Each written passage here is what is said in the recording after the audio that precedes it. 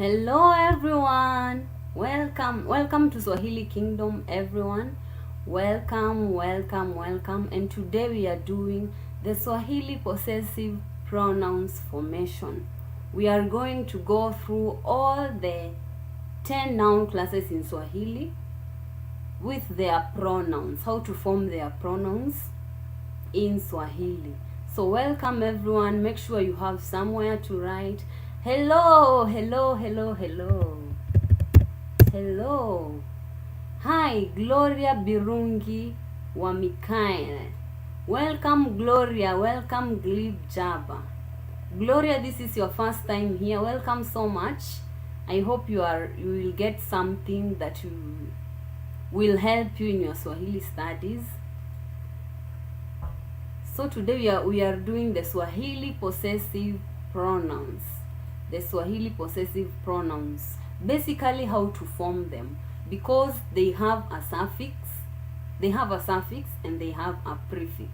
So you need to take the prefix of each noun class and put it to the suffix so that you can form the whole possessive depending on the noun class. And we have done the noun classes already. Thank you, it's my pleasure. Oh, welcome Gloria Birungi wa Mikael. Gloria Birungi wa Mikael. Okay, so I'm going to start with giving you the roots or the suffixes used for all the possessive in Swahili. Any possessive in Swahili will use these suffixes. We have angu for my or mine, and please note something, that the Swahili with the Swahili possessives, we don't have the my and mine specifically. We use the same possessive for my and mine. For example, angu will be my and mine.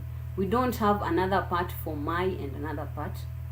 I have been following but not live. Okay, welcome. Right now you are live. Where are you from, Gloria? Your name sounds familiar, like it's from East Africa, Eastern Africa. Your name sounds familiar. Where are you from? So in Swahili there is no different parts. Like in English you have mine and we have my. In Swahili, my is the my for in Swahili is the same used for mine. I'm from Uganda. Uganda is near my home. When I'm at my home and in the province, I can walk to Uganda. I can walk, but I have never walked to Uganda, but I hear people saying when you are there you can walk to Uganda. I hope one day I will walk to Uganda. So we have the suffixes angu for my or mine, ako for your or yours, ake for her, him, his or hers, and then we have etu, ours or our, enu, your for guys, many guys, your or yours, and our, their or theirs. For my and mine is the same in Swahili. We use the same root, the same suffix and prefix. We don't have a my separately and a mine separately like in English. I will come to visit when I'm in the province. I will tell you. When I'm in the province, I will tell you. It's very near. Welcome so much. So I hope, guys, you have written these suffixes: angu, ako, ake, etu, enu, ao for my, mine, your, yours, his, hers, her, him, our, ours, yours, and theirs. My and mine is the same in Swahili. That is something you should note, because there are other people, watu huuliza unasemaje my kwa Kiswahili na unasemaje mine kwa Kiswahili. hawajui kutofautisha. They don't know how to differentiate the my and the mine. So my and mine are the same in Swahili. My na mine ni kitu kimoja katika Kiswahili. Okay, got it. Okay, right. And where to use enu? Enu is your or yours for plural. You guys, enu. You guys, enu. Let me give an example. Enu for these are only the suffixes I'm giving. These are only the suffixes. So each noun has its prefix. And note that there are some nouns that do not have plurals and others that do not have singular. So they only have one prefix. But the rest have two prefixes for singular and for plural. Let me use enu for an our noun class. An our noun class is for living things. Ngeli ya vitu vyenye uhai. Ngeli ya vitu vyenye uhai. A noun class for living things. So let me use a noun for living things. For example, mtoto. Mtoto is a child. So when I say mtoto wenu, I mean your child. Your child. Plural. Your child. You for plural. The plural, the you plural. The plural you. Mtoto wenu, your child. You guys, your child. Your child. Okay? Your child. So that's how wenu works. I have prefixed it with wenu because an our noun class, which is child, mtoto. Mtoto is an our noun class because ni kiumbe chenye uhai. It is a living thing. Mtoto is a living thing. Ni kiumbe chenye uhai. So mtoto wenyu, your child. Got it now? We good to go. Good. Nice. Thank you. So I hope you have written all the suffixes. Angu, ako, ake, etu, enu, ao. Kama una swali lolote, uliza kabla hatujaenda kwa mambo mengine. If you have any question, ask before we go to other things, because I need to give you the prefixes for each noun class. And they are 10 noun classes. Remember, we have 6 main and the 4 which are the sub of the U-U Noun Class. So 6 in total, not 6, 10 in total. So kama hujaelewa kitu chochote, uliza kabla hatujaendelea. Uliza kabla hatujaendelea. Our noun class, acha nifanye nikiandika. Let me be writing while you think of the question. Our hutumia wa prefix wa for singular katika umoja. Got it now? We are good to go. Okay. Prefix wa katika umoja. Mtoto wangu, watoto wangu, mtoto wetu. Awa hutumia. Acha kwanza niwaambie kitu kuhusu ngeli ya awa. Let me tell you guys something about the our noun class. We have relationship noun classes. I mean, we have relationship nouns. By relationship nouns, I mean the uncle, auntie, mother, father. Those are the relationship nouns I'm talking about. And those people are in the our noun class, right? Because ni viumbe vyenye uhai. They are living things. But they take another prefix.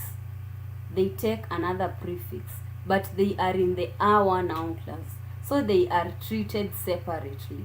But they are in the our noun class. You need to remember that. So our takes the W. Our takes the W for both singular and plural. Our takes the W prefix. Any noun from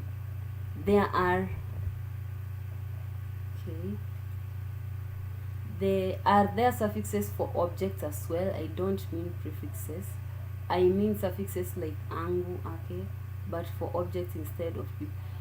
Yes, these suffixes are used for all the nouns. All the nouns, even the objects. We only have different prefixes. The suffixes are the same for all the nouns, whether an object or a living thing. Kiwe kitu au kiumbe chenye uhai, vyote vinatumia angu, ako, ake, hivyo vyote. They use the same suffixes, whether a living thing or not. They use the same suffixes. The prefixes are the one which are different. Prefixes are the one. Or what was your question? Or maybe I didn't understand. Daniel, maybe I didn't understand you. Okay, nice, you got it. Okay, the AWA uses a for singular. The AWA uses wa for singular or plural. No. The AWA uses wa for singular. Mtoto wangu, watoto wetu. Mtoto wangu, watoto wetu. It uses wa for singular or for plural. For example, let's use the noun mtoto, the noun that we have used. Mtoto is a child and it is in the I-ZI noun class because it is a living thing. So mtoto wangu, you can also try to form some phrases. Maybe you can say mtoto wake, mtoto wetu, watoto wake, watoto wetu. You can try to form, as I also form, mtoto wangu, my child, my child, my child, mtoto wetu, our child. So they use the same suffix. They use the same suffix, and our uses the same prefix. Wa for both plural and singular. Wa for both plural and singular. Our inatumia wa katika wingi na umoja. Another thing that our has, the only confusing thing that our has is the relationship nouns. The relationship nouns, the relationship nouns I said are, for example, mama, baba, mjomba. The nouns for the family members, those are the one we are calling the relationship nouns. The nouns for the family members, like the people you have there, you don't call them by their name, but you call them by the family name so that you can sound respectful. Those are like you for instance, you can't go and call your mother her name. You will call her mama, mother. So those are the relationship nouns I'm talking about. So with the relationship nouns, you will use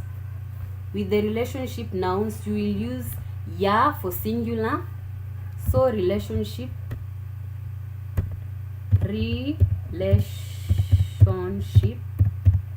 nouns, you will use ya for singular, ya singular, and za plural. Ya singular and za plural. We use the same suffixes. Angu, ake, au. The same suffixes are used. Now the prefixes are the one that are changing. For relationship nouns, we use ya for singular and za for plural. We use ya for singular and za for plural. For example, you can comment your example too. Unaweza andika mfano wako pia. For example, we have mama yangu. And we are going to go through this relationship nouns with the possessives. They have a lot more work to be done. Mama yangu, my mother. Mama is a mother. It is a noun in the our noun class. Why? Because it is a living thing. And why doesn't it use the W that we are using in the our noun class? Because it is a relationship noun. With the possessives, it is said to be, it is put aside as a relationship noun for it to use ya and za, because that is grandma, grandpa. We call them nyanya and babu. Habari za jioni dat awak. Habari za jioni dat awak. Grandma is nyanya or bikize, bikize, or what other word? Or nyanya bikize, and then we have grandpa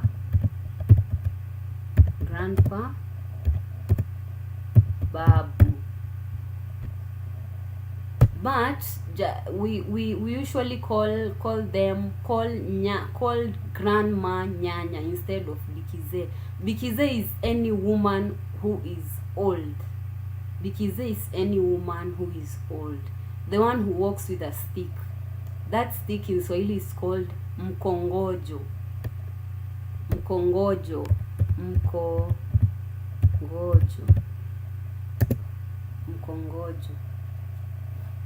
That stick is called mkongojo. So we call grandma nyanya, grandpa babu.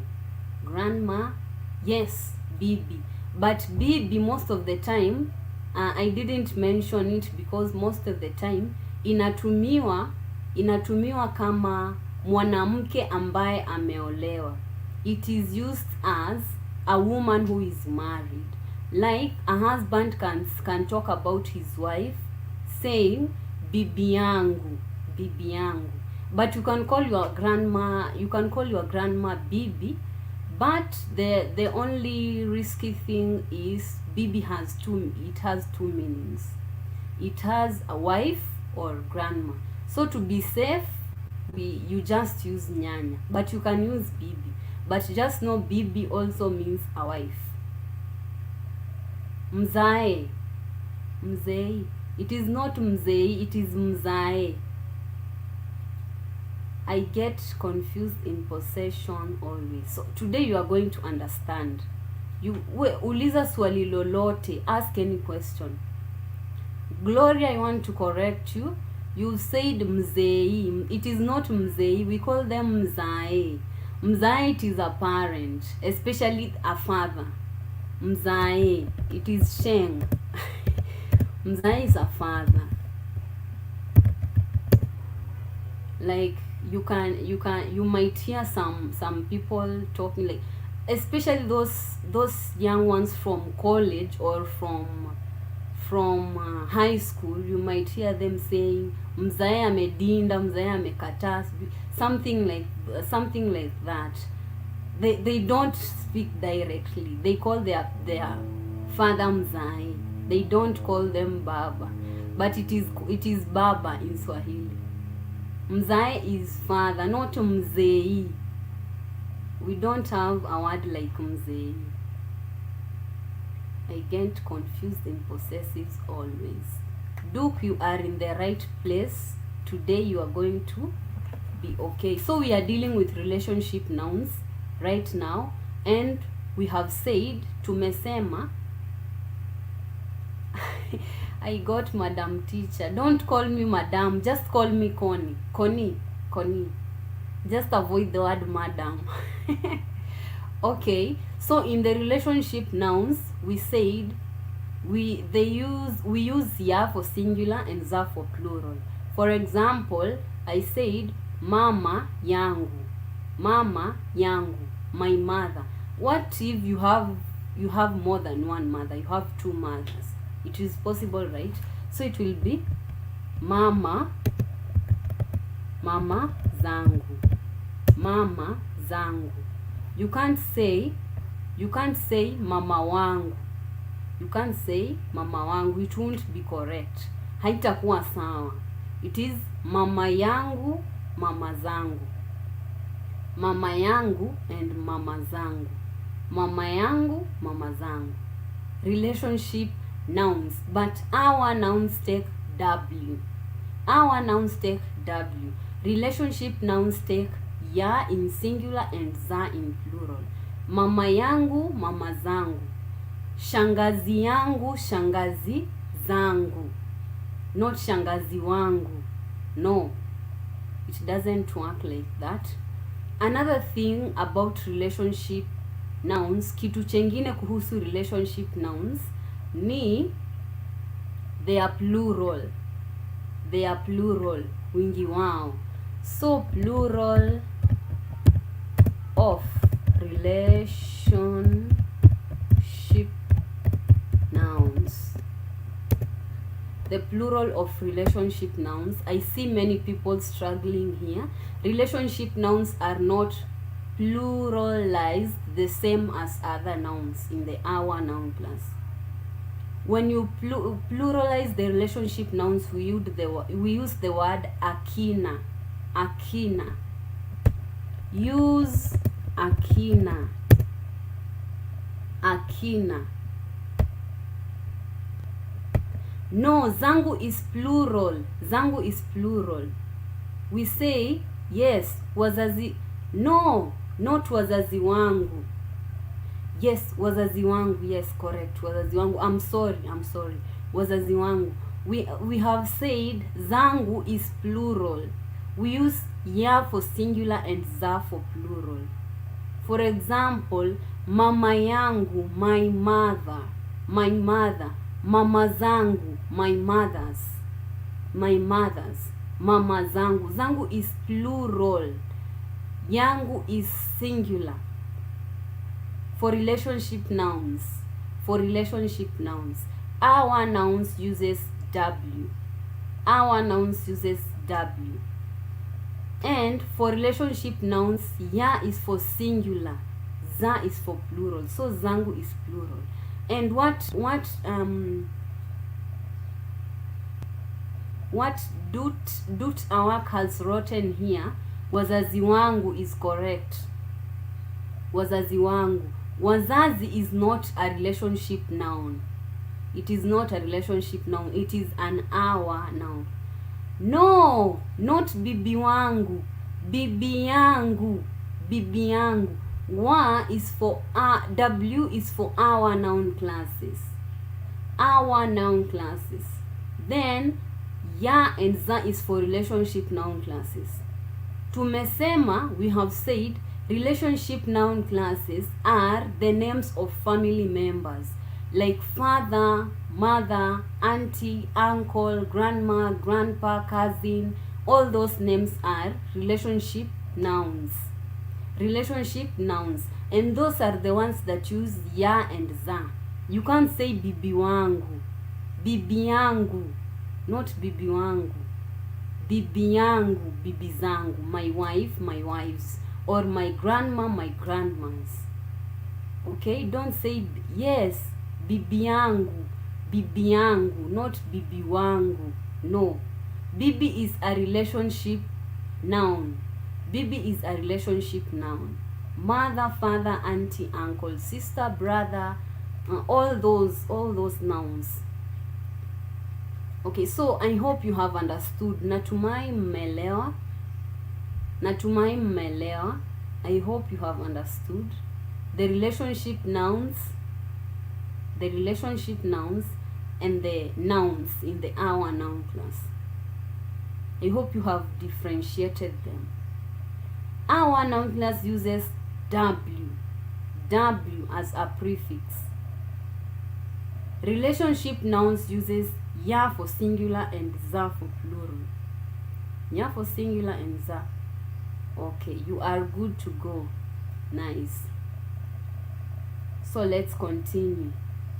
I was now talking about the plural of relationship nouns. The plural of relationship nouns, because I have seen some people struggle with this part. Like I saw a question in one of our groups in WhatsApp, someone asking, what is akina mama, what is akina baba, and someone was confusing it with something else. I did not. Boy or a girl. Boy or a girl is not a relationship noun. It is just an our noun class. So it will be msichana wangu, msichana wangu, or wasichana wangu, or mvulana wangu, wavulana wangu. It is just an our noun class. It is not a relationship noun. It is not a relationship noun. Swali lolote kabla hatujaendelea? Any question before we continue? Gari yangu. No, we are not yet at gari yet. Gari is in the YA noun class. Gari is in the YA noun class. We have talked about our noun class and the sub of our noun class, the relationship nouns. Bado hatujafika kwenye ngeli ya YA. We have not arrived at the YA noun class yet. Bado, it uses another prefix. It will be gari langu, gari langu, not gari yangu. No, gari langu. So we'll get to that. Another question, swali lingine kabla hatujaendelea, kwa sababu nataka kuwafunza kuhusu wingi wa how do we call boy? Oh, nilitamka lakini sikuandika. Mvulana, boy,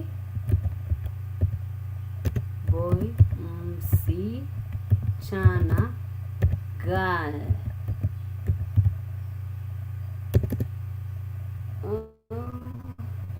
Oh, I have written the word girl wrongly. Mvulana, a boy, msichana, a girl. I have a question. If wazazi is not a relationship noun, does it mean that other groups of relationship like grandparents is not a relationship noun? No, grandparents is a relationship noun. First of all, we have in singular it is grandparent.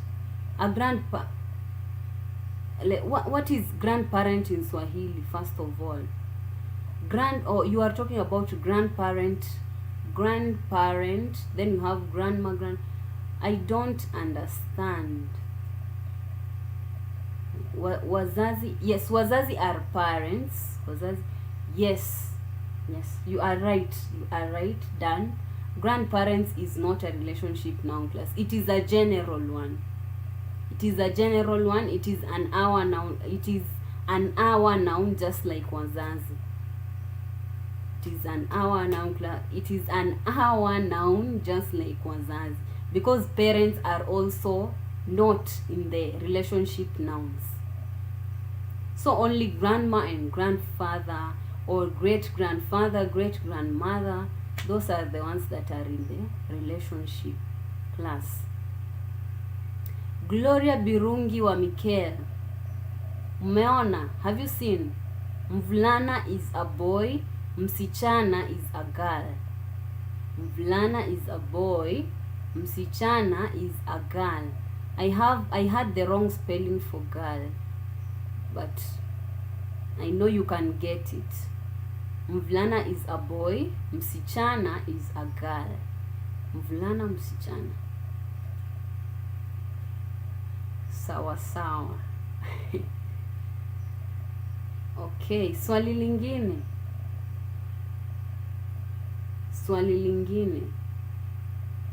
kabla hatujaendelea. Swali lingine, or should I jump to the plural of relationship nouns? The plural of relationship nouns. I said, nilisema, the plural of relationship nouns, okay? But I hear people saying mwanamke, mwanamume. What do they mean? Mwanamke is a woman. Mwanamke is a woman. Mwanamke is a woman. And mwanamme is a man. Mwanamke is a woman. Mwanamme is a man. Mwanamke is a woman. Mwanamme or mwanamume, mume or mme, is a man. Boy is mvulana, girl is msichana. Boy is mvulana, girl is msichana. Mwanamke a woman, mwanamme a man. Mwanamme is a man. Okay, so don't get confused the next time you hear people. Dada yangu. Yes, dada yangu, correct. Dada yangu, dada zangu. My sister, my sisters. Dada yangu, dada zangu. Swali, question. Dada yangu, kaka yangu. Okay, I was talking about the plural of the relationship nouns. With the relationship nouns are not given their plurals the way we do for our nouns, although they are in the our noun class. So when you want to pluralize the relationship nouns, you use akina. We use akina. For example, go visit your grandparents is treated like general our noun class. Go visit your grandparents is treated like so, and I'm saying go. So visit your grandparents is treated like general our noun class. Now the special case of relationship nouns, does this apply to all groups of family members? How about visit your cousins? Yeah, cousins. A cousin is a relationship noun. Mwanamme wangu.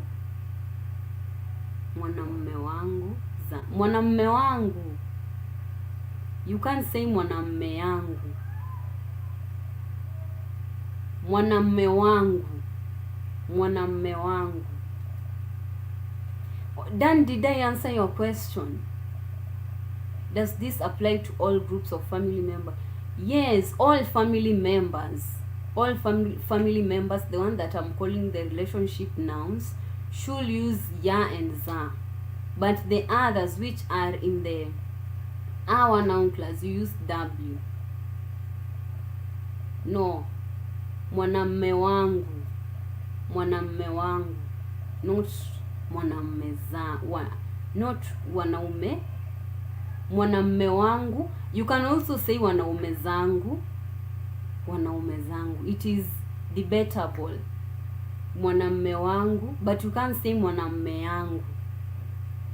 You can say mwanamme yangu. You can say mwanamme wangu or mwanamme or wanaume zangu. Mwanamme wangu or wanaume zangu. But it is debatable. Because some people will say it is not correct. Others will say it is correct. Okay. No, you didn't answer it at all, but don't worry about it. I'll ask later. Okay, I'm so sorry that I'm so sorry. And plus, we are going to discuss it on Discord maybe tomorrow or on Sunday. Tomorrow or on Sunday, we are going to have a call on Discord. So if you are not on Discord, on our Discord server, Swahili Kingdom Discord server, check the link in the description box below and make sure you join so that you don't miss tomorrow's voice call. We will have a call tomorrow. Mwanamme wangu or wanaume zangu. It is debatable, as I have told you. It is debatable. Some people will say it is wrong. Some people will say it is correct. So they use both. You can say wanaume wangu or mwanamme wangu, or mwanamme wangu and wanaume zangu. No problem, I don't want to keep. Okay, thank you. So let's go to their plural. Their plural is easy, and this I have used a hard name to call them. I call them relationship nouns, and Dan has called them the easier way. He said they are family members.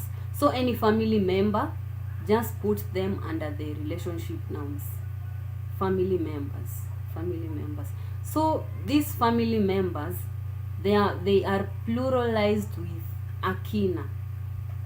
So for the word dada, dada is like a sister, or sometimes girls, a group of girls, or a girl you don't know, you can call her dada.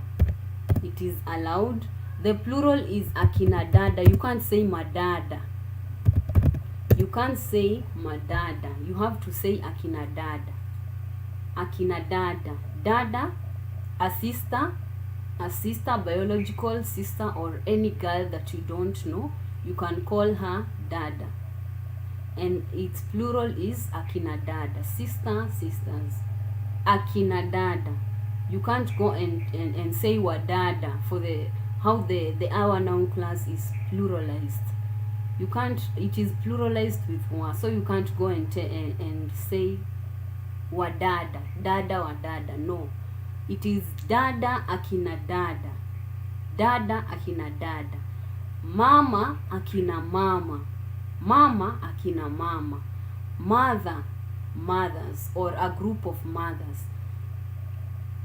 By the way, akina dada can mean sisters or a group of sisters. But another thing, I don't know if I will call it a red flag or whatever. You can find people, mostly here in Kenya, you can find people saying madada, madada. You can find people saying madada wengine siku hizi hawabambi, madada wengine siku hizi hawabambi, madada, and it is wrong. There is no such word as madada. It is akina dada, akina dada. So when you hear someone saying madada, just know they are making it plural, but it is not correct. It is supposed to be akina dada. Any relationship noun or any family member, use akina. Akina baba, akina baba. And if you want to say my fathers, say baba zangu, baba zangu, my father. So when you want to put the possessive, make sure you put the possessive pronoun is the one pluralized. But when it is alone, pluralize it alone. Baba alone, pluralize it like akina baba. But when it has a possessive, pluralize the possessive. It will be baba, baba zangu, baba yangu, baba zangu, my father, my fathers, my father, my fathers. But when you want to say father and fathers, just use baba akina baba, baba akina baba, akina mama, akina nyanya. You see, akina nyanya, akina shangazi. Okay, so that's what we use, akina. Don't go saying mabab. By the way, there is this word in Swahili, we use it in Sheng. They say mubaba. they pluralize the word mubaba, but it doesn't mean, this word doesn't mean the exact thing that you see. Like when I'm learning Swahili and I see this word, I might think it is the plural of the word baba, but it is not. In Kenya, when they say mubaba, they mean like a sponsor, but not the normal sponsor, the one sponsoring schools or anything. The sponsor that someone goes to get money, and the sponsor gains something from that person, and that person will get money from that sponsor. So that is what is called mubaba. Mubaba. That's what is called mubaba here in Kenya. mubaba, but its actual plural is akina baba. But you can also hear, I have told you the meaning of mubaba. It is a Sheng word here in Kenya. But when it is misused, when baba is pluralized in a wrong way, they say wababa. They use wababa, but it is wrong. It is supposed to be akina baba, but they use wababa. So no, that is wrong. And mubaba is a Sheng word. It is even not near Swahili. Some people even don't know what is that. They don't know the meaning of that thing because it is in Sheng. Mubaba. So let's go to the next noun class. We have the KI-VI. This noun class, I have given you an example of mtoto, a child. You can use mvulana, msichana, mwanamme, mwanamke, all those, the living things. But when you come to family members, use ya and za. So let's go to the KI-VI noun class. KI-VI noun class. The KI-VI noun class. So KI-VI noun class uses cha for singular,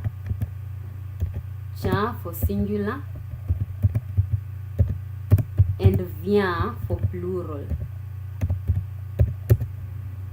Cha for singular and via for plural. Cha for singular and via for plural. An example in a KI-VI noun class. So it uses the prefixes cha for singular and via for plural, and it uses the same suffixes. We say the suffixes are the same. Changu, not changu, angu, ako, enu, etu, they are the same for all possessives, no matter the noun class. But the prefixes are the one which are different. We have finished the AWA. Now we are in the KI-VI. We have finished the AWA and the relationship nouns. Now we are at the KI-VI. So KI-VI uses cha, singular, via plural. For example, kiti changu. Kiti changu. Kiti is a KI-VI noun class. My chair. Kiti changu, my chair. Viti vyangu. Viti vyangu. My chairs.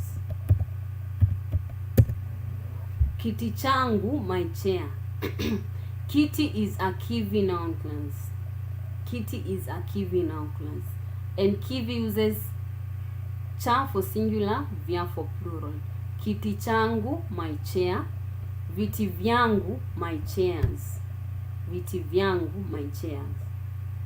Or kiti chetu, our chair. Kiti chetu, our chair. Viti vyetu, viti vyetu, our chairs. Viti vyetu, our chairs.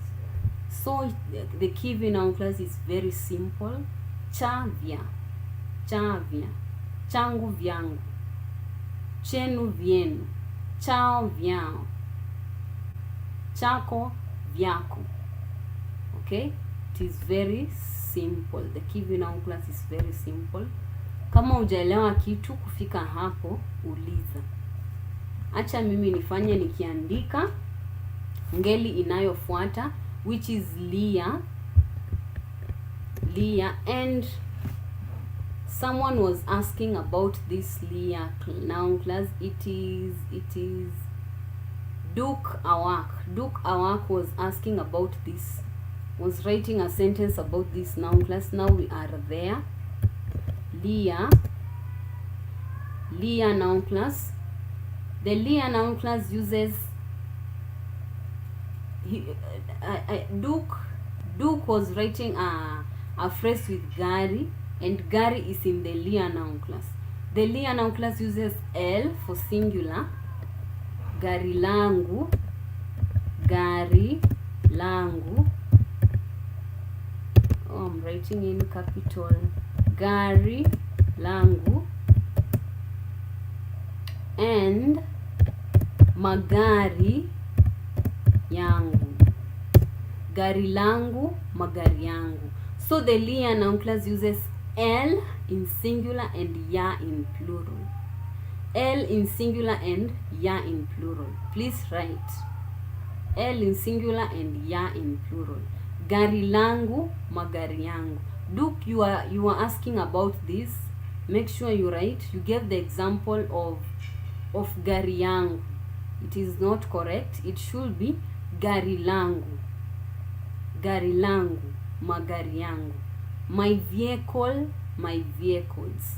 My vehicle, my vehicles. Gari letu, our vehicle. Gari letu, our vehicle. Magari yetu, our vehicles. Magari yetu, our vehicles. Okay? Gari lao, their vehicle. Gari lao, their vehicle. Magari yao, their vehicles.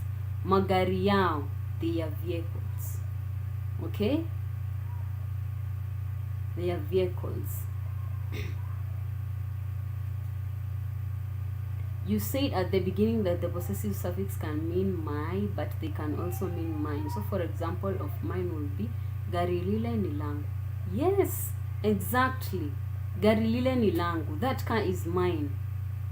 And when you want to say the word, what if when you want to say it's mine? Ni langu, ni langu. So you are meaning you are talking about a noun class in the lia. So ni langu. Someone will ask you, lile gari ni la nani? Whose car is that? Whose car is that? Then you say, ni langu. It's mine. It's mine. The car is mine. So it's the same. Langu can mean my and mine. Gari langu, my car. Gari ni langu. Gari ni langu. The car is mine. It's mine. Okay, so it can mean both. Asante sana kwa kutukumbusha, Daniel. Thank you so much for reminding us, Daniel. Asante sana. Gari langu. Hili gari ni langu. This car is mine. Gari langu. My car. My vehicle. So that. Ni langu. It's mine. Depending on the noun class. So you can say, okay, welcome.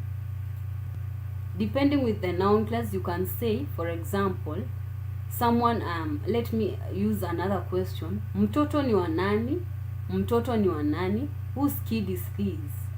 Huyu mtoto ni wa nani? Whose kid is this? Ni wangu. Ni wangu. He is mine. He is mine. Ni wangu. Okay? So you just put ni, and you use the prefix that represents the noun you are talking about, and the angu. Ni wangu. Ni wangu, or ni wetu. He is ours. Ni wetu. He is ours. Okay, just that simple. Ni wangu, ni wetu, ni wao. Lugha changu. Lugha yangu. Lugha yangu. Lugha iko katika ngeli ya easy. Lugha is in the noun class of easy. Yes, mtoto is not a relationship noun class. Mtoto is not a relationship noun class. Like, you cannot say mtoto. It is not mtoto yangu. It is mtoto wangu. Mtoto is just an our noun class. It is not a relationship noun class. Because why is it not a relationship noun class?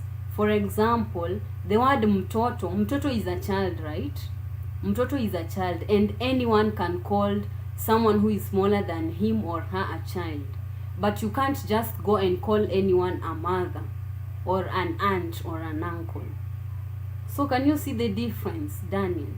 Mtoto, like for example, I can call anyone, any person I see as a smaller than me, I can go and call them a child, mtoto. But I can't go to I can go to any house where I find someone who is smaller than me, I can call them mtoto. But I can't go to any house and just call anyone mom or auntie. It is not allowed. oh, these relationship nouns are going to require a little. Yes, I think you have to think in the way that I have said, like relationship nouns, having a relationship, like you have a relationship with your mother, you have a relationship with your you have a relationship with your mother, you have a relationship with your aunt, but you don't have any relationship, you don't have a relationship with just any child. You don't, because you can see a child anywhere, but you can't see your mother anywhere. Like, I don't know if I'm making sense. For instance, where you can go to town, you can go to town and find a lot of kids. You can call this is a kid, this is a child, this is a baby, this is a toddler, those things. But you can't go to town and find your mother. You can't go to town and just find your mother there. You can't or just see anyone and call them mother, or call them cousin, or you have to be related. So you see, you have to be related. It is not like a child. A child is anyone, a parent is anyone, a grandparent is anyone, but a grandfather or a grandmother, you are related. So that's why they are called relationship nouns. I hope you are getting something, Daniel. Natumai unapata kitu. Darasa zangu. Darasa is in the LIA noun class. Darasa langu. Darasa langu. Darasa is not in the I-ZI noun class. It is in the LIA noun class. Darasa langu, madarasa yangu. Darasa langu, madarasa yangu. Darasa langu, like we have said about gari langu, magari yangu. And that I will really advise you to go and check on the noun classes, because as for me, I can see that you are not that much okay with the noun classes. I think you need to take a little dose of the Swahili noun classes, because you are, or if you have already checked the Swahili noun classes, maybe you should relax with them first, because they have not sunk. I think they have not sunk, or you need more practice with them, because you are confusing them. You are somehow confusing them. Okay, let's continue. LIA, I have said they use L in singular and Y in plural. Gari langu, magari yangu. Gari langu, magari yangu. Gari hili ni la nani? Gari hili ni la nani? Whose car is this? Ni gari langu. Ni gari langu, it's my car. Gari hili ni la nani? Ni langu, it's mine. Gari hili ni la nani? Ni langu. Nimesema ni langu. It's mine. I said it's mine. Okay, so my, mine. They use the same word. So we have I-ZI. We have the I-ZI noun class. We have the I-ZI noun class. The I-ZI uses Y for singular, and Z for plural. So YZ, plural. Very simple. The I-ZI uses Y for singular and Z for plural. Y for singular and Z for plural. An example of an I-ZI noun class, we have ngoma. Ngoma. Ngoma is a drum. Ngoma. Drum. That's an example of an I-ZI noun class. Ngoma. Drum. It uses Y for singular and Z for plural. Y for singular and Z for plural. Example. Ngoma yangu. Ngoma yangu. So another thing that you can easily note here is that I-ZI and the relationship nouns use the same prefixes. Use the same prefixes. They use ya and za. They use ya and za. So it will be ngoma, ngoma yangu, tu ngoma zangu. Ngoma yangu, ngoma zangu. Ngoma yangu, ngoma zangu. My drum, my drums. Ngoma yako, ngoma zako. Ngoma yako, ngoma zako. Your drum, your drums. Ngoma zenu, ngoma zenu, ngoma zenu. Ngoma zenu, your drums, your drums. Ngoma zenu. Ngoma zao, their drums. Ngoma zao, their drums. Or ngoma yao, ngoma yao. Ngoma zao, their drums. Okay? Ile ngoma si yako, ni yangu. Good. Good, very good. Ile ngoma si yako, ni yangu. That drum is not yours, it's mine. Very good. Nice, perfect. Perfect. Ile ngoma si yako, ni yangu. That drum is not yours, it's mine. Yes. Yes. Yes. Ile ngoma si yangu, ni yako. That drum is not mine, it's yours. That drum is not yours, it's mine. Very correct. I hope you have written the ya and za that are used in the I-ZI noun class, so we can move to the next. They are very easy. You just need to know the prefix, because the suffix is the same, or the root. Angu, ake, ao. They are the same, the 6. They are the same. The roots are the same. So you only have to know the prefixes. Those are the ones which are different. And the next one we have U-U. The one which, the noun class which we don't know if it has a singular or a plural. An example in this noun class, we have the word ulimwengu. Ulimwengu. Dan, did you check malimwengu na lolanikalu? Malimwengu na lolanikalu. It is a good show. So we have, for an example of this noun class, we have the noun ulimwengu. Ulimwengu is a world. Ulimwengu. Ulimwengu. Ulimwengu wangu. Ulimwengu wangu. So it uses W. Only W. It uses only W. It uses W alone. It uses W alone. What is this that I have? It uses W alone. Why is this coming back? Oh, no, I didn't look for. Okay, just look for it at your own time. Look for it at your own time. So U-U, an example, I have said ulimwengu. Ulimwengu is a world. Ulimwengu is a world. Ulimwengu wetu. Ulimwengu wetu. Our world. Twende tukaishi katika ulimwengu wetu. Twende tukaishi katika ulimwengu wetu.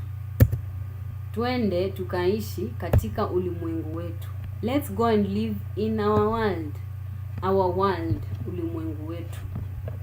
Our world, ulimwengu wetu. Twende tukaishi katika ulimwengu wetu. Twende tukaishi katika ulimwengu wako. Twende tukaishi katika ulimwengu wenu. So that ulimwengu wangu, wako, wenu, wetu, wao. It just uses wa. The U-U noun class. An example of an U-U noun class is ulimwengu. Ulimwengu. The next noun class we have U-I. The U-I noun class. The U-I noun class. U-I noun class. U-I noun class. And U-I noun class uses U. U-I noun class uses wa for singular. U-I noun class uses wa for singular and ya for plural. Ya and ya for plural. An example in the U-I noun class uses wa for singular. That is the U-I noun class. U-I noun class uses wa for singular and ya for plural. An example of an U-I noun class, we have mwaka miaka. Mwaka miaka. Year years. Mwaka miaka. Mwaka miaka. An example of an U-I noun class, we have mwaka miaka. And we have said it uses wa in singular and ya in plural. Mwaka wangu. Mwaka wangu. My year. Mwaka wangu. My year. Miaka yangu. Miaka yangu. My years.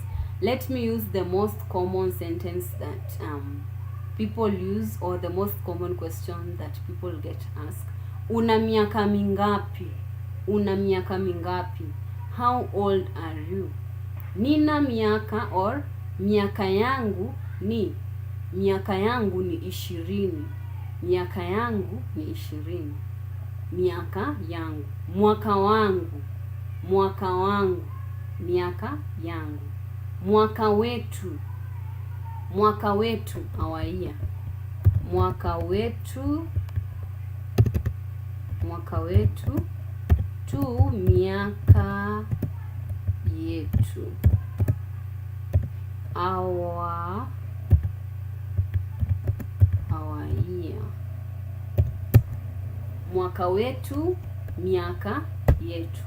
Mwaka wetu miaka yetu. Our year. Our year. Our year, our years. Our year, our years. Any question? Swali lolote? Swali lolote? Natumai mmeandika wa na ya.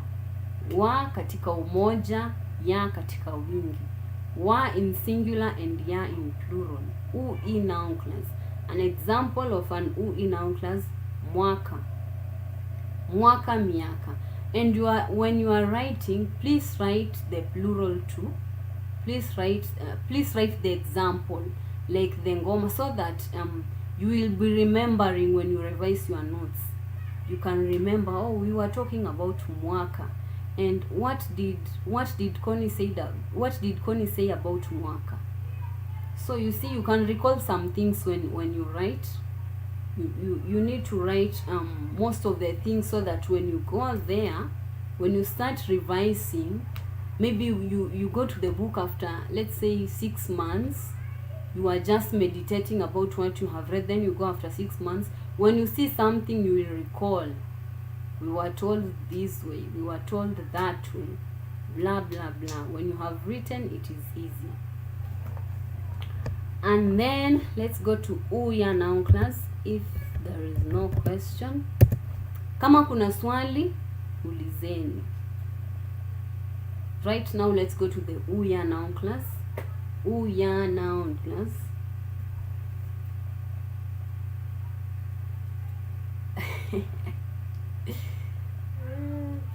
Nina miaka mingi kupita wako. I'm older than you. You have formed a very nice sentence. Nina miaka mingi kupita wako. It is supposed to be nina miaka mingi kupita yako. Yeah, because you are talking about mwaka. We said you use wa for singular and ya for plural. So nina miaka mingi kupita yako. We are talking about mwaka. Yeah. Mwaka. Nina miaka mingi kupita yako. So you see how important the noun classes play, the important role the noun classes play in the Swahili. Like the word mwaka, you need to know its noun class. You need to know how to prefix the ingi you need to know which prefix to use. You need to know which prefix to use at ako. So you see, the noun classes play a very huge role in Swahili. So it should be nina miaka mingi kupita yako, because you are talking about the year, miaka, miaka. And we said we use wa for singular and ya for plural. So you have used wa instead of ya. That is the mistake. Nina miaka mingi kupita yako. Sijui, lakini pengine mimi nina miaka mingi kupita miaka yako. Pengine mimi ndo nina miaka mingi kupita miaka yako. Pengine mimi ndo nina miaka mingi kupita miaka yako. Okay.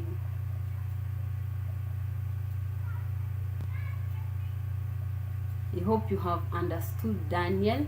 And I was saying pengine, maybe, mimi ndio nina miaka mingi kushinda yako. Maybe I'm the one who is older than you. And by the way, you can use the word kupita. You can use kupita or you can use kupita or kushinda. Kushinda. Can you say miaka? Can you say miaka yangu minapita miaka yako? No, in a sentence we said the U-I Noun Class, it uses I for singular and U in plural.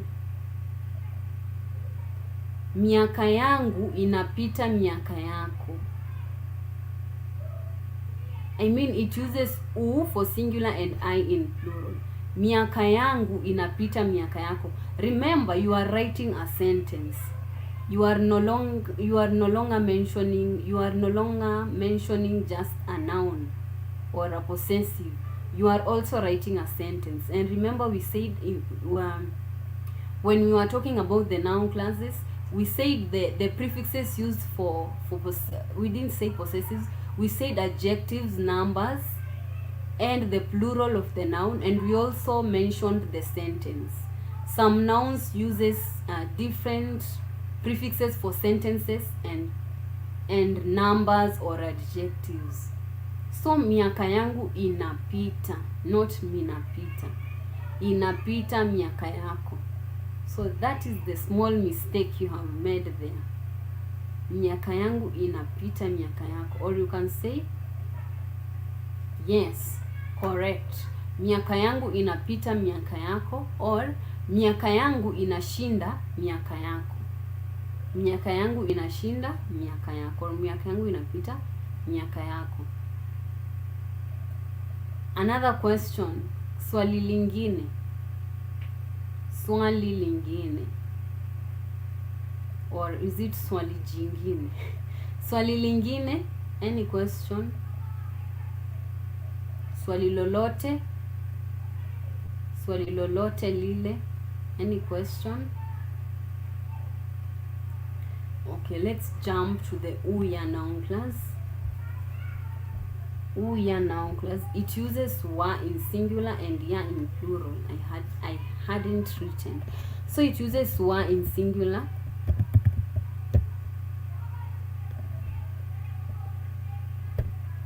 Wa, sina maswali, sawa sawa. Nimefurahi, umeelewa. Wa in singular and ya in plural. Is it ya? Yes, wa in singular and ya in plural. Wa in singular and ya in plural, the U-YA. An example of an U-YA noun, we have ugonjwa. U-YA, we mentioned ugonjwa and ugomvi. So let's use ugonjwa. Let's use ugonjwa. No, let's use ugomvi. Ugonjwa is a bad thing to put a possessive. Ugonjwa is a bad thing to put a possessive. Horror. So let's use ugomvi. Let's use ugomvi. For example, ugomvi wao. Ugomvi wao. They are quarrel. Ugomvi wao. Magomvi yao. Ugomvi wao. 2, magomvi yao.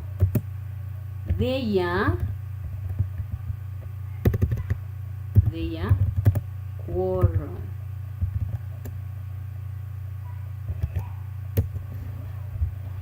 I've not typed the word quarrel correctly. Ugomvi wao, magomvi, not mugomvi.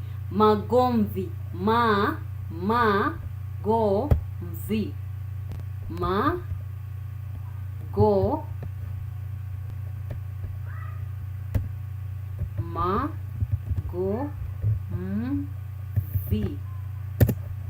mvi. Magomvi. Ugomvi, magomvi. Ugomvi wao, their quarrel, magomvi yao. Wa singular, ya plural. U-YA Noun Class. Wa singular, ya plural. Ugomvi wao, magomvi yao. That's simple, very simple. Swali lolote rahisi sana. Rahisi kama kunywa maji.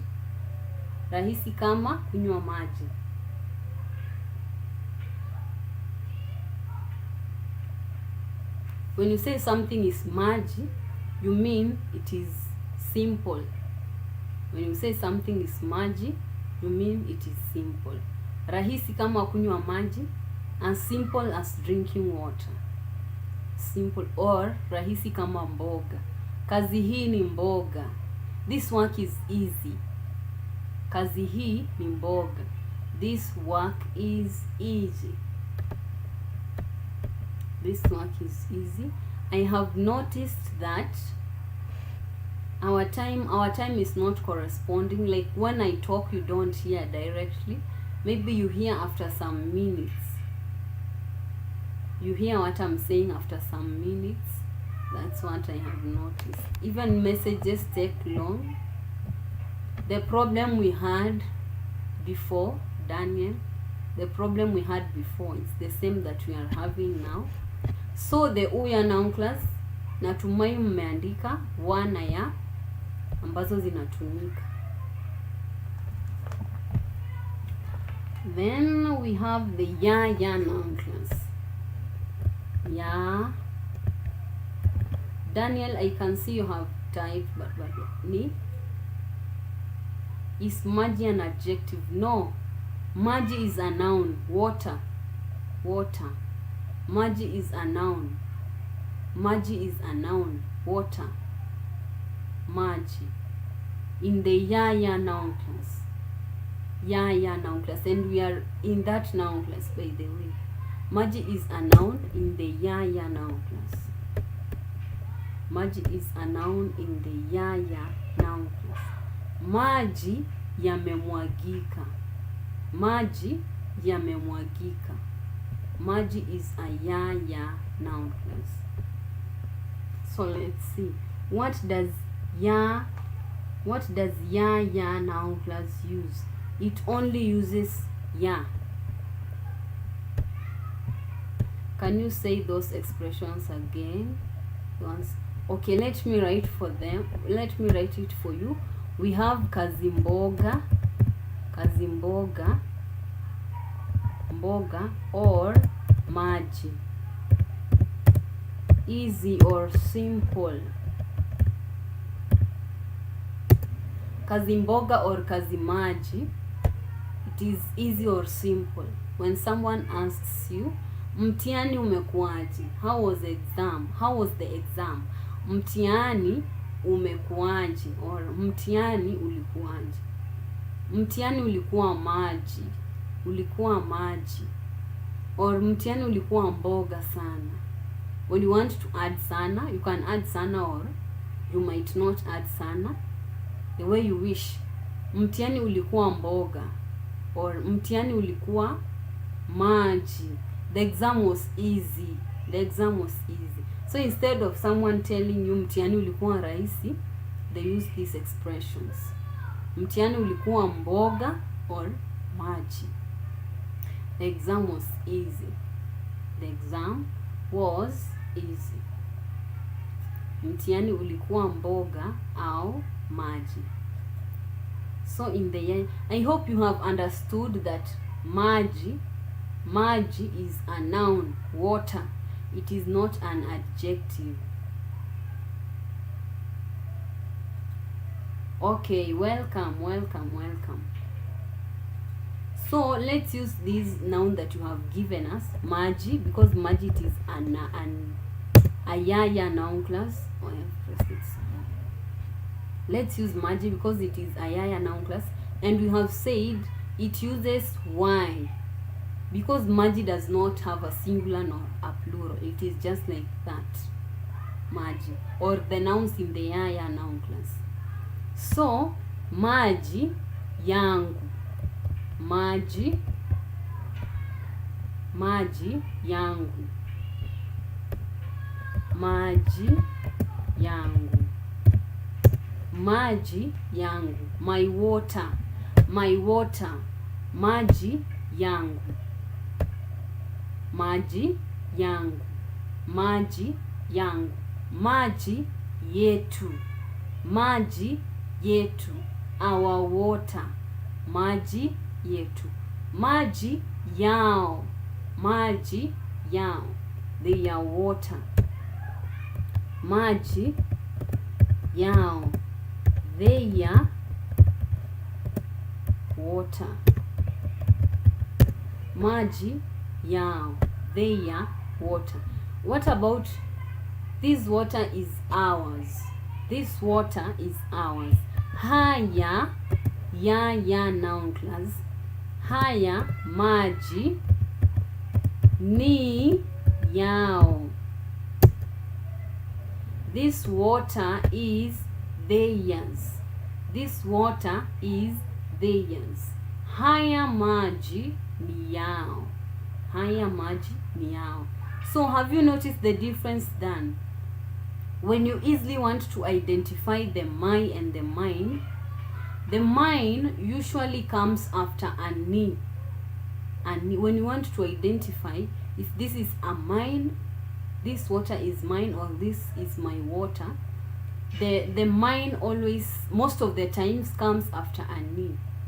Like haya maji ni yao, maji haya ni yao, this is their water. But when you want to say ma, you will say maji yangu, maji yangu, or maji yao, just like that. When you, yes, I see that. Okay, that's good. And I can see right now it's like we are two of us here.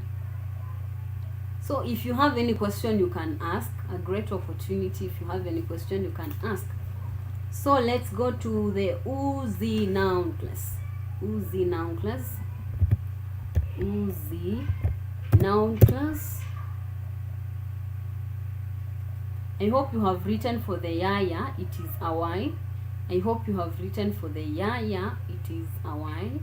The prefix used for the YA is a Y. So the U-ZI uses W for singular and Z for plural. W singular and Z plural. The U-ZI uses W for singular. That's good. Nice. I hope after here Daniel will be much better in the possessives. And you know, when you learn something that other people are struggling with, you will never be the same again. So you are going to be far much better than someone who didn't know. Okay, let's continue. We have wa for U-ZI, wa for singular, and Z for plural. An example for an U-ZI noun class, we have the word U-ZI itself. U-ZI, a thread. U-ZI, a thread. This was the example that Umoja Africa was giving me, and I was laughing because it goes the same with the noun class U-ZI, and it is U-ZI, U-ZI and U-ZI. So I was laughing. U-ZI, U-ZI wako, U-ZI wako. It uses W. U-ZI wako, U-ZI wako, U-ZI wako. Your thread, your thread,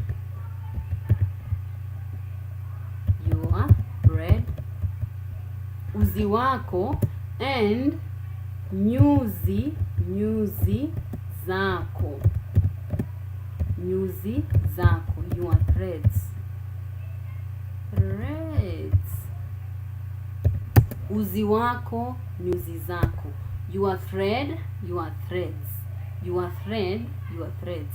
U-ZI wako, nyuzi zako, U-ZI wako, nyuzi zako. Yes, I remember also easy and noun class sounded like the English easy. They are funny. They are funny. U-ZI, easy. U-ZI, easy. But with that is the fun thing about languages. I think I have mastered that thing with languages. I create things with sounds. Like when I see something in Swahili, I create that sound. For example, the U-ZI Noun Class that I have seen, that I know the U-ZI Noun Class, and then I saw the word U-ZI, so I was laughing because that thing, I have created that thing like in my mind. It should sound funny so that I will not forget. When I see some things that sounds familiar, I have put it in my mind. They should be, I have put it in my mind the thing funny. So when I see some things sounding the same and they are in the same, I think, category, I see it as funny and they will never depart from my brain. So that's how I see the language, and it makes it easier for learning. Like the one you have said for the easy and easy in English. So it makes you understand things easier. So you'll never forget the easy noun class, because you know easy in English. So it's nice that way. It helps me a lot, even though like sometimes when I see some sounds sounding the same, for example in English and in Swahili, or English and Spanish, I start laughing and people will be like, this person is a fool, it's an idiot, but they don't know I am laughing. I know I am laughing. So U-ZI, we are talking about U-ZI. U-ZI wako, your thread. U-ZI wako, your thread, and nyuzi zako, your threads. U-ZI, nyuzi zako, your threads. So U-ZI uses ya, I mean wa for singular and za for plural. Wa for singular and za for plural. Wa for singular and za for plural. So the next one, we have the I-I noun class. This is the last noun class. I-I noun class. Make sure you have written 10. Daniel, do you have the 9? Do you have the 9? I hope you have the 9 noun class, because this one is the last one. Have the 9 noun class and the separate family members. Have the 9 plus this one, now 10, the I-I noun class. Yes, that is a strong memory aid. I do that too. When I learn a new word, I try to think something absurd that will help me remember. Yes, and when you laugh, people will think you are an alien. You are just you are just laughing anyhow. Here's an example. To memorize word lipa, pay, I picture a frog paying for something because frog lips. That is a nice one. That is a nice one there. That is a nice one. It is nice it is nice when you are learning languages, because your brain, some parts of your brain just opens up. Some things you never expected, they just open up, and you see life in a funny way, I mean in an interesting funny way that you couldn't have seen it when maybe you did not study a language, or you are not able to study that language. So you think things differently sometimes, and you have more fun than others, because sometimes I laugh because of these languages and people don't understand. So okay, so let's continue with the I-E noun class. E noun class. So the E noun class is the noun class that doesn't have a singular. It has a plural alone. For example, we have the noun. We have the noun chai tea. We have the noun chai tea. And by the way, chai tea. By the way, chai can also mean a bribe. A bribe. Chai or kitu kidogo. Kitu kidogo, they can mean a bride. A bride is called hongo or rushwa in Swahili. So that is a bride.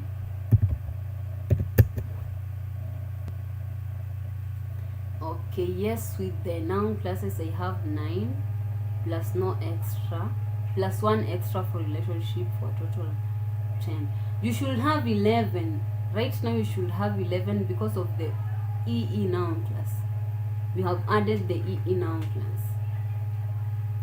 E noun class. So you should have 11 right now. 11. And then I was talking about kitu kidogo. When you hear maybe some official people from the government, maybe let me say something like that, when they are asking for chai literally is tea. But when you are in a government office, okay, you will tell me the ones which you don't have. Let me finish explaining this, then you tell me the one you don't have, I will explain. So I was saying, for example, when you are in a government office, you are trying to secure a position, then maybe they ask you for chai. Just know they are asking you for a bribe. Chai or kitu kidogo is another name for hongo or rushwa. The real Swahili is hongo or rushwa. Hongo or rushwa is a bribe. But in some other ways, some people will call it chai or kitu kidogo. Chai or kitu kidogo. So write this E noun class. Have you written it? Daniel, write this E noun class. I noun class. E. And chai is an example. Chai is an example. Chai is tea. Chai is tea. Write the E noun class. The tea is an example.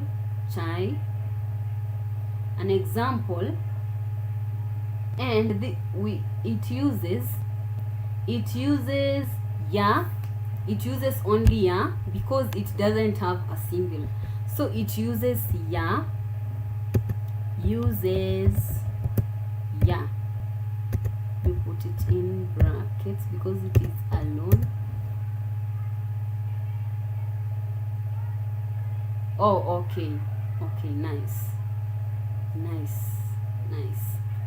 Okay, the E uses ya because it doesn't have a singular. It is only in plural. For example, the noun chai yangu. Let me say chai yako. Chai yako. Your tea. Your tea. There is no way I can tell you in Swahili your teas. Your teas are served. Your teas are served. Your tea. Yes, nataka chai yangu sasa. I want my tea now. Nataka chai yangu sasa. Yes, correct. I want my tea now. nataka chai yangu sasa. I want my tea now. I want my tea now.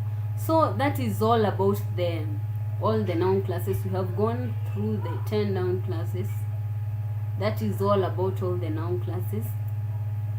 And that is all about the noun classes. And I had an exercise. So I don't know if you are going to do it or not. So please tell me if you are going to do it or not. I had an exercise here. If maybe you can write. Okay, what's the question? What is the question? I forgot to tell you to ask any question that you have. Swali lako ni gani? Au una swali gani? Uliza. Una swali gani? Uliza. Una swali gani? Swali lako ni gani? What is your question?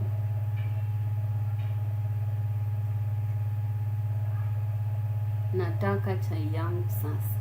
You now know how to use sasa and tayari. Some people confuse sasa and tayari. Sasa, tayari. Like someone might say nataka chai yangu tayari instead of saying nataka chai yangu sasa. Now, I want my tea now. Sasa. Okay, let's see. You say that there are only those 6 possessive suffixes or stems. What about for objects? Here is an example. Okay. The dress is nice. The dress is nice. I like its colors. How do we say its? How do we say its? Napenda rangi. Rinda, the dress is nice. Rinda lile ni zuri. Napenda rangi yake. Rinda lile ni zuri. Napenda rangi yake. You will say rinda lile ni zuri. Napenda rangi yake. Napenda rangi yake. Rinda lile ni zuri, napenda rangi yake. Rinda lile ni zuri, napenda rangi yake. I think, Daniel, it's not that I think, I know. When you want to use the its, to put a prefix in the rinda lile ni zuri, napenda rangi yake. Yes. When you are using its and you want to put a prefix, use the prefix of the noun that you had mentioned earlier. Oh, you have written nzuri and I didn't see. Rinda lile ni nzuri. Rinda lile ni zuri. Yes. Rinda lile ni zuri. Rinda lile ni zuri, not nzuri. So I was saying, when you use its and you want to prefix the possessive, use the noun that you had mentioned earlier, or use the noun that you have in mind, the noun that you are talking about. Like you can say lile ni langu. Lile ni langu. What are you talking about? You are talking about a noun which is in the YA noun class, but maybe you have not mentioned the noun. So lile ni langu. Lile ni langu. That is mine. That is mine. So you are talking about a noun that is in the YA noun class. For example, let's say it is a car. So gari lile ni langu. That car is mine. But you are saying it's mine. It's mine. Lile ni langu or ni langu. It's mine, ni langu. So you have the specific noun. You have the specific noun in your mind. So you know the noun you are talking about. So when you know the noun you are talking about, use the prefix of that noun for its. Just use the prefix of that noun for its. Lile ni langu. Kile ni changu. Ni changu. Kitabu kile ni changu. Kile ni changu. Ni changu. That book is mine. Kitabu kile ni changu. Changu. That book is mine. Kitabu kile ni changu. That book is mine. Kitabu kile ni changu. The prefix is not the problem. I was asking about the suffix. So you are saying use he or she. Yes. He or she. He or she is the same as for it. Okay, I'm sorry. I was answering the wrong question. I am sorry. So the you use the angu, the cha. What is it? The he or she. Angu, ako, ake. So you use the ake. You use the ake for it. Just as for example, the Spanish ones use the it's for he or she. The same as in Swahili. The same goes for Swahili. Kitabu kile ni changu, not kila. Kitabu kile ni changu. Kile ni changu. Mtoto yule ni wangu. Yule ni wangu. Ni wangu. Mtoto yule ni wangu. Yule ni wangu. Ni wangu. He is mine. That child is mine. So you have the noun in mind. So you know which prefix to use, because every noun class has its own prefix. There are those which have only one prefix for, because they don't have a singular, maybe they don't have a plural. They are in between, so they have one. Okay, but to say you've torn its pages, you will use they or as the suffix if I don't know the word for pages. But kitabu is in the KI-VI Noun Class, so it will be chao. For it, nimekata karatasi za no. You see, kitabu is in the KI-VI Noun Class, but karatasi is in the I-ZI Noun Class. Kitabu is in the KI-VI Noun Class, but what are you cutting or what are you turning? It is the paper. The paper is in the I-ZI Noun Class. Okay, so these are two different nouns. We have a book and paper. So kitabu is in the KI-VI Noun Class. KI-VI Noun Class. Karatasi or karatasi is in the I-ZI Noun Class. I-ZI Noun Class. Karatasi is in the I-ZI Noun Class. I-ZI Noun Class. Don't forget that. Kitabu is in the KI-VI Noun Class and karatasi is in the I-ZI Noun Class. So don't confuse a book and a paper. So when you are cutting a paper, when you are cutting the pages, okay, but you've torn its pages, nimezikata or nimezikata, I have cut them. Nimezikata karatasi, because it is in the I-ZI Noun Class. Nimekata karatasi zake. Nimekata karatasi zake. Nimekata karatasi zake. Nimekata karatasi zake. Nimekata karatasi zake. I have cut its papers. Nimekata karatasi zake. Nimekata karatasi zao. No, you can't say karatasi zao. You can't say nimekata karatasi zao. You only say nimekata karatasi zake. Yes. Kata is to tear or to cut. To cut. And karatasi is page. Yes. It is karatasi or karatasi. Karatasi or karatasi. Karatasi are pages. Karatasi are pages. Kata is to cut. Kukata. Kukata is to cut. Kata, cut or tear. So nimekata karatasi zake. Nimekata karatasi zake. You are talking about the pages, the papers, the pages. Nimekata karatasi zake. You are not talking about karatasi za kitabu. Yes, karatasi za kitabu, the books pages. Yes, exactly. Karatasi za kitabu. Karatasi is in the I-ZI Noun Class. Kitabu is in the KI-VI Noun Class. So that is something that you should note. Karatasi za kitabu.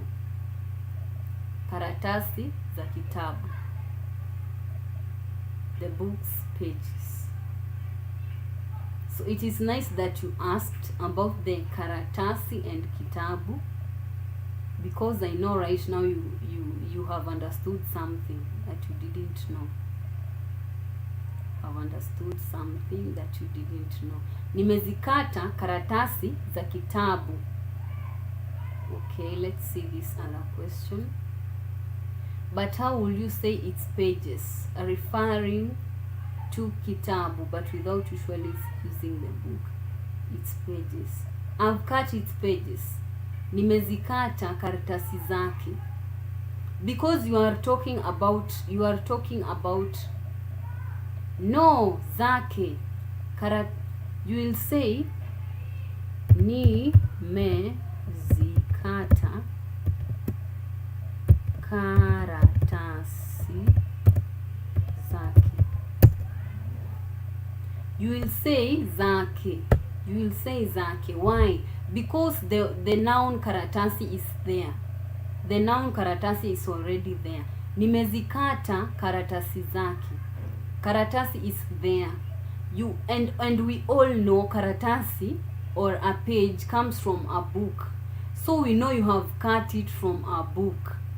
Nimezikata karatasi zake. You will use I-ZI because you have karatasi. The noun is there. The noun is there. Karatasi.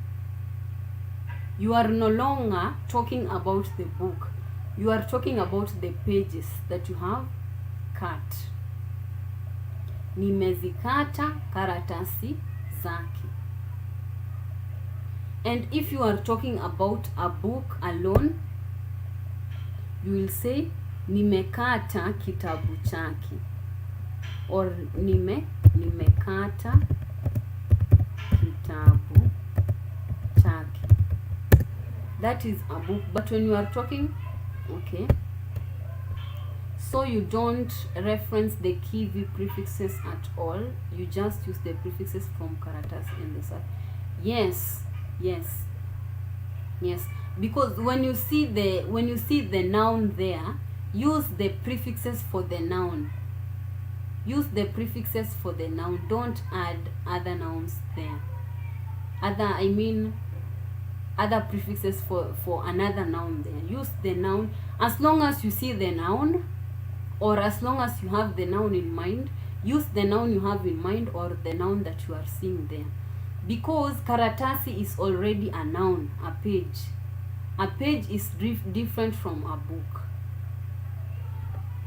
Oh, okay. It's good. It's good you have understood. Nimekata kitabu chake. So you see kitabu chake. Vitabu vyake.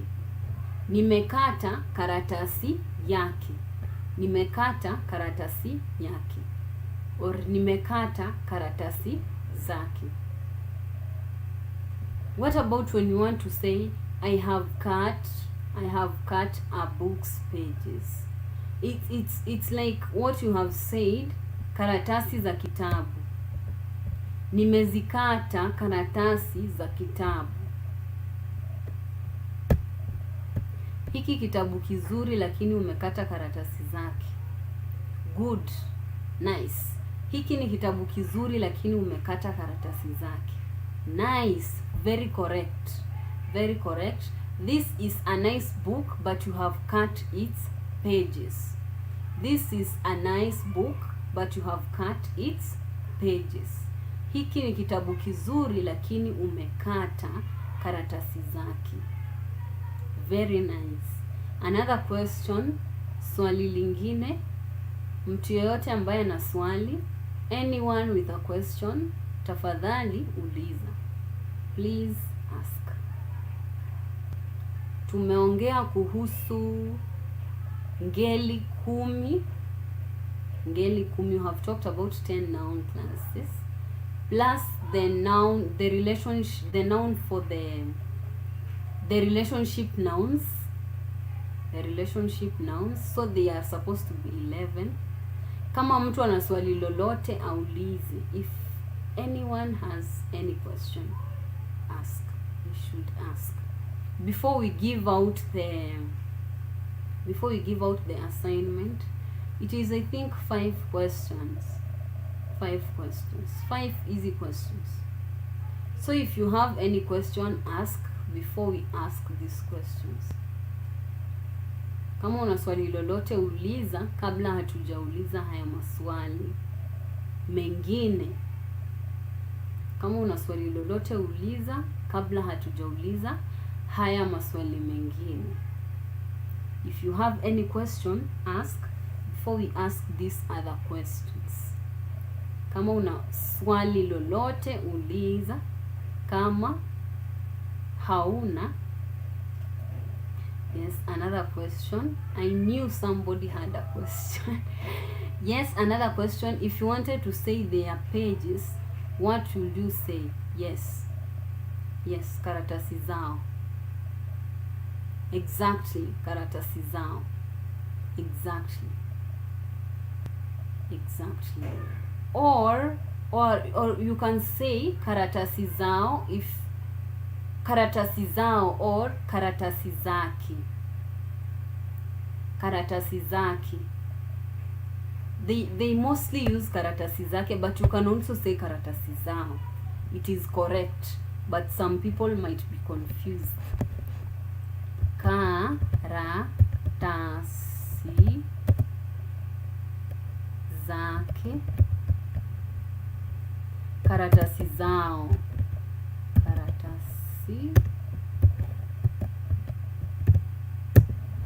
Karatasi zao, karatasi zake. They are correct. They are correct. Karatasi zao. Another question. Swali lingine. Another question. Swali lingine. Nangoja. I'm waiting. Nangoja. Okay, let me display the questions as you think about the questions that you need to ask. Maswali ambayo mnataka kuuliza. So the first question is, alitumia kitabu. Alitumia kitabu. Yes. Let's see question. I'm thinking about a situation where they is referring to a lot of books. Maybe they are old, or they are all old and all the pages of the books are torn. Could you make a sentence with it, please? Could you make a sentence? Karatasi zao. Nimezikata karatasi zao. Nimezikata karatasi za kitabu. Can you make a sentence? I'm getting the thing you are thinking about. I'm thinking about a situation where they is referring to a lot of books. Maybe they are all old and all the pages of all the books are torn. Okay. Make a sentence. We write it in Swahili. We translate it. We translate it in Swahili.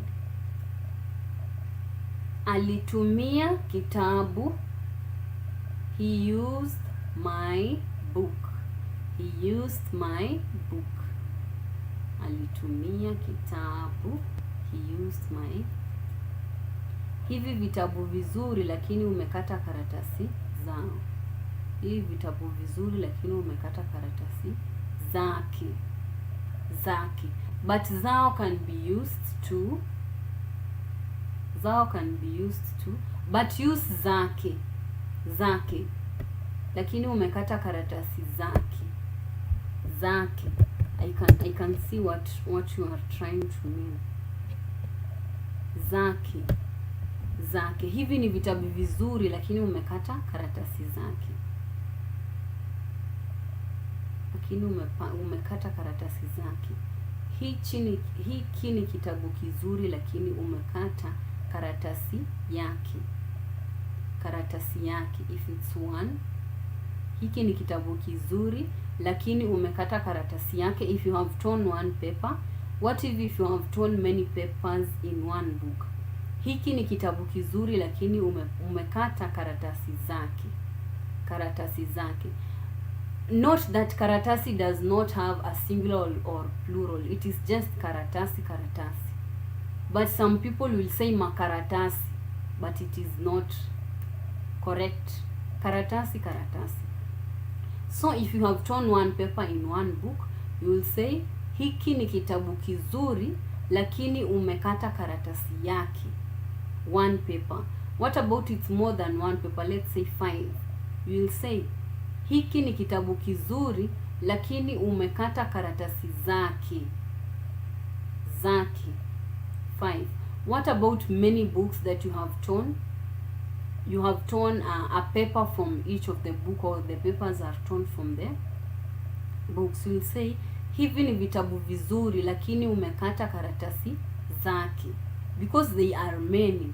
They are many. So you have probably cut, maybe let's say if you have cut one page from each of the book, they are many pages. So karatasi zake.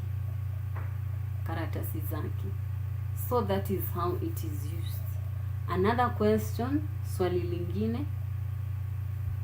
Swali lingine. Another question. Swali lingine. Hivi ni vitabu vizuri lakini umekata karatasi zake. Zake. Zake. Karatasi yake. Karatasi zake. So you should know it is specifically ake. It is specifically ake. Ake. Ake. There is no zao. Ow. Ow. You can't say ow. So it is specifically ake. You use the plural for the prefix for the singular and the prefix for the plural. But you only use ake for it. Ake for it. Ake. Amezikata karatasi zake. Amekata karatasi yake. Amekata karatasi yake. Amekata karatasi zake. Amekata karatasi yake. Ask more questions if you have them. Ask more questions if you have them. Ask the questions. Angu, ako, ake, etu, enu, ao. So for it, you only use ake. Ake. Ake alone for it. Ake. Okay, let's see the questions as you still think of what you are going to ask. Wacha tuangalia maswali ukifikiria kile ambacho utauliza. Alitumia kitabu dash, and we are supposed to fill my. He used my book. He used my book. Alitumia kitabu dash. He used my book. Niliandikia kalamu dash. Niliandikia kalamu dash. I wrote with your pen. I wrote with your pen. Andika, kuandika is to write. Kuandikia is to write with or write to. Niliandikia kalamu dash. Niliandikia kalamu dash. I wrote with your pen. I wrote with your pen or using your pen. Utachukua funguo dash. Utachukua funguo dash. And remember, funguo is a plural. Funguo is a plural. Its singular is ufunguo. Ufunguo is the singular for key. Key. Funguo is the plural. Keys. Keys. Funguo. Tutachukua funguo dash. We will take the ya keys. We will take the ya keys. Watafanya kazi dash. Watafanya kazi dash. They will do your work. They will do your work. Sitakalia kiti dash. Sitakalia kiti dash. I will not sit on her chair. I will not sit on her chair. Sitakalia kiti dash. And the last one, ni kalamu dash. Ni kalamu dash. Mine. The pen is, I have written it wrong. It should be kalamu hii. It should have a demonstrative. Like, kalamu hii ni dash. Kalamu hii ni dash. Kalamu hii ni dash. Let me rewrite it again. Kalamu hii ni dash.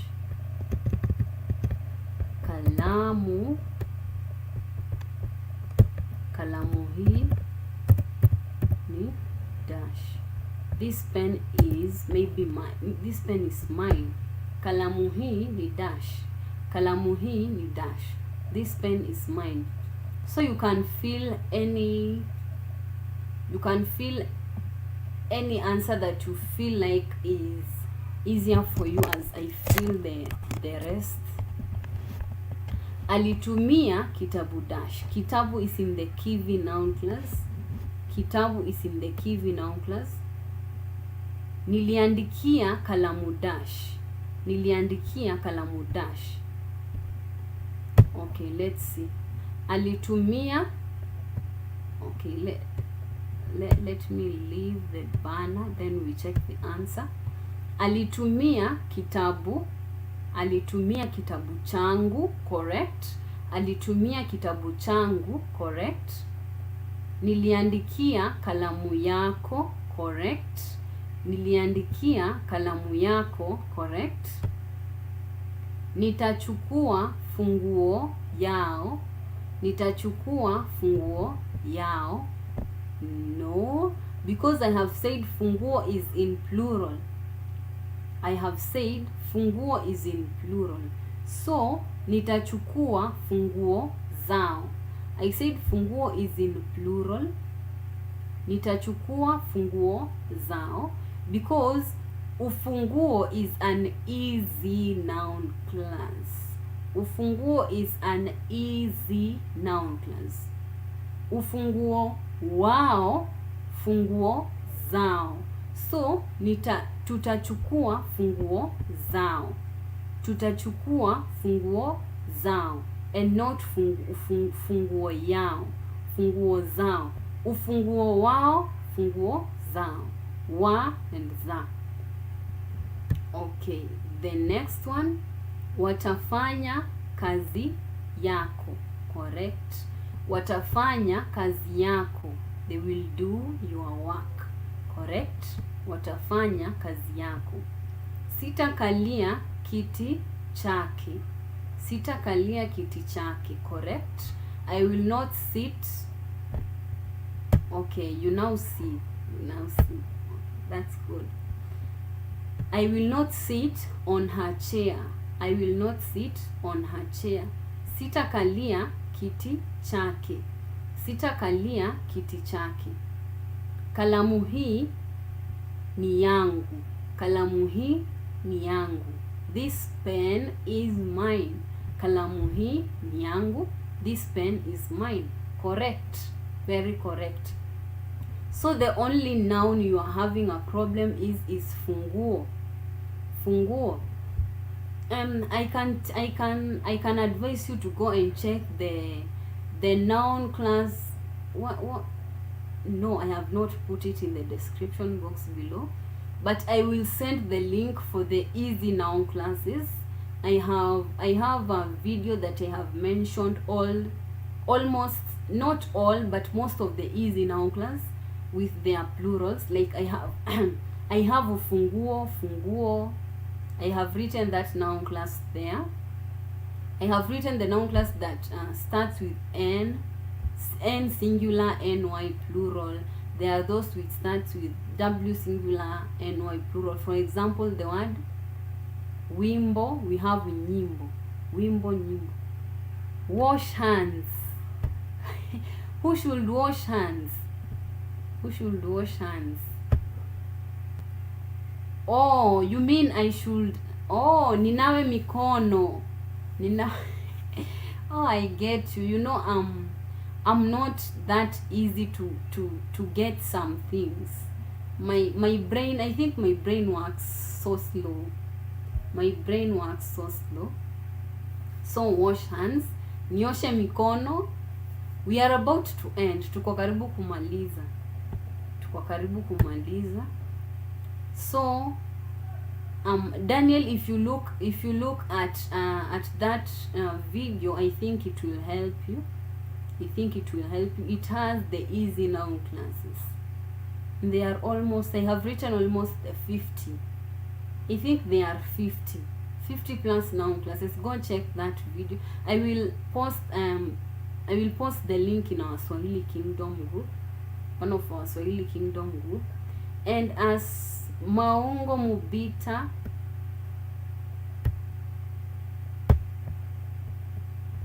is funguo in the I-ZI or U-ZI noun class. It is in the U-ZI noun class. Ufunguo umeharibika, funguo zimeharibika. It is in the U-ZI noun class. But remember, U-ZI is a sub-noun. U-ZI is a sub-noun class of the U-U noun class, which uses the U-U and the which uses the U-U and the I-ZI. Which uses the U-U and the I-ZI. So it is in the U-ZI noun class. I was trying to greet, sorry. Oh, okay. I thought you meant like kunawa mikono. Kunawa mikono in Swahili is to conclude, to finish things.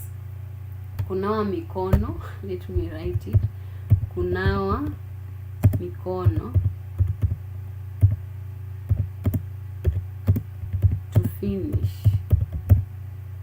to finish something. Like you can and to clap hands. To clap hands is kupiga makofi. Kupiga makofi. Piga.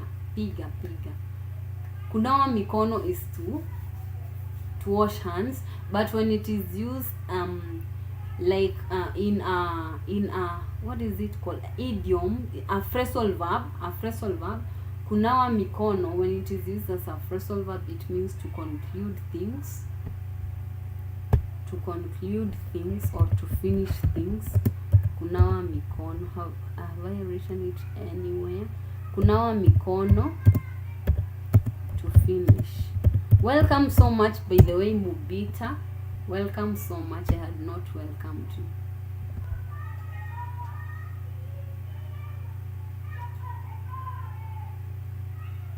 Kunawa mikono, to finish, to conclude. Kunawa mikono, to finish, to conclude. And as Mongo Mubita said, tutanawa mikono sasa. We are going to conclude. If anyone has a question, ask before we end. Kabla hatujamaliza. Kama kuna mtu yote ana swali aulize. If there is anyone who has a question, they can ask before we finish. Kabla hatujamaliza, kama kuna mtu yote ambaye ana swali, anaweza akauliza. unaweza kuuliza kama una swali. And thank you so much for joining. Thank you so much for joining. Thank you so much. By the way, I have a question. I have a question. When we will have another live, which topic would you like us to discuss? Which topic would you like us to discuss?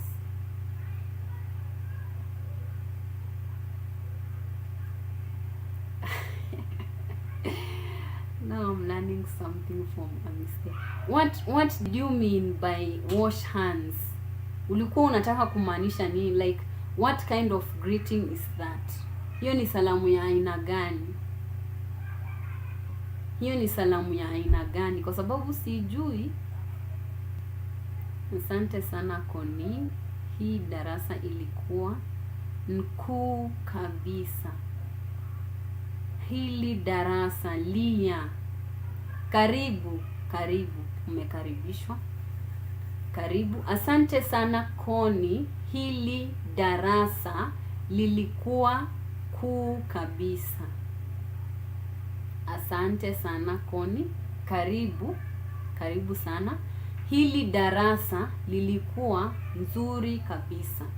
Hili darasa lilikuwa nzuri kuu kabisa. Hili darasa lilikuwa kuu kabisa.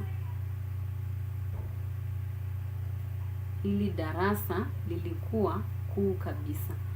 So the next time we'll have a live, should I just look for a topic that people are struggling on and try and make notes for the next live we might have? Because on Monday I will be starting my internship. Good. Hili darasa lilikuwa kuu kabisa. Good. I hope now you will not be stuck with the possessives.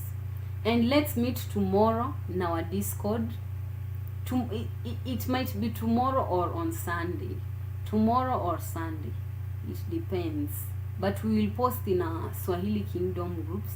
And I still don't know what story or poem I'm going to post. But I will check before I sleep, or maybe tomorrow morning I'm going to check.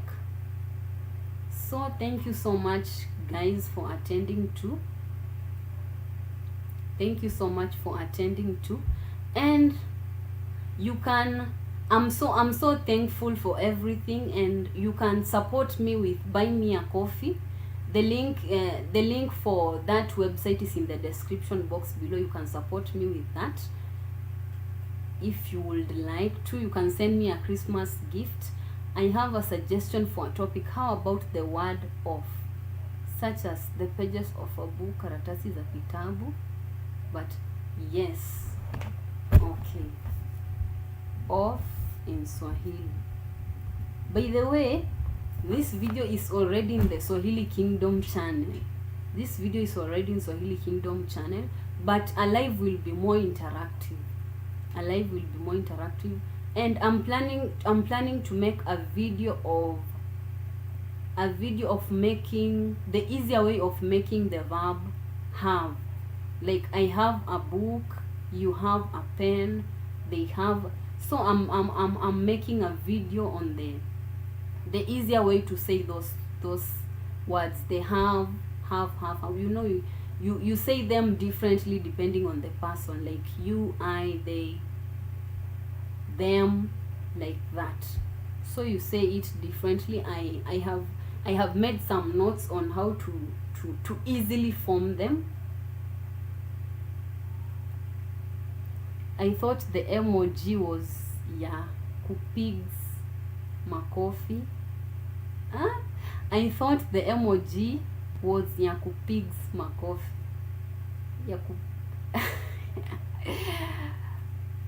I don't understand. I thought the emoji was ya kupigs makofi. Ya kupiga makofi. Which emoji? This one? Or which one? I thought the emoji was ya kupigs makofi. Wow, Your Swahili is the Swahili is on another level. I thought the emoji was ya kupigs makofi. Yes, ya kupiga makofi, ya kupigs makofi. Yes, I understand. Which emoji are you talking about? Which emoji are you talking about? Because the only emoji I can see here is this one. There is no other emoji here. And this one. Any other emoji? This one. Which emoji are you talking about? Which emoji are you talking about, Maungo? Before we conclude the class. Before we conclude the class, because 2 hours are already over, we have finished ya kupigs makofi. We have spent 2 hours already, and I know someone somewhere, even though someone has not attended this live, they are going to get something from here, because I'm going to put timestamps, and I'm happy I knew about the timestamps, because they help a lot. You just keep to the place that you really want to watch. Hello, Maungo, are you there? Maungo, are you there? Maungo, ya kupigs makofi. Maungo, please tell us what emoji you are. We'll be at a friend's wedding tomorrow, Sunday. Sunday is better for me for this call. Okay. I will look into that. Yeah, maybe we can do it on Sunday. Yeah, we can do it on Sunday. Okay, we can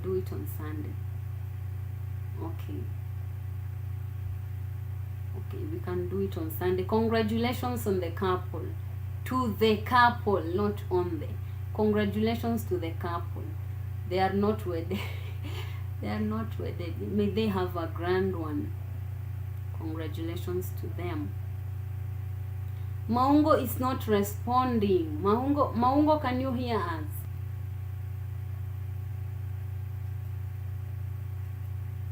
Or if it's Saturday is better for you, can do this call without me? Okay, we'll do it on Sunday, because by the way, I have a lot of work on Saturday. We can do it on Sunday. I have a lot of work on Saturday.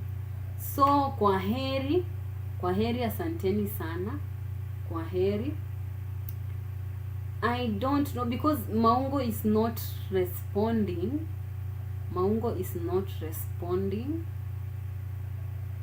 So we'll just, itabidi tumeagana. Have you checked the video on kubidi, to have to? Itabidi tumeagana. We'll have to say goodbye to each other. Kwa sababu Maungo hajibu. Maungo is not responding. So, goodbye. Kwaheri. Let's meet another day. Piga. Yeah, piga is to beat. Piga is to beat.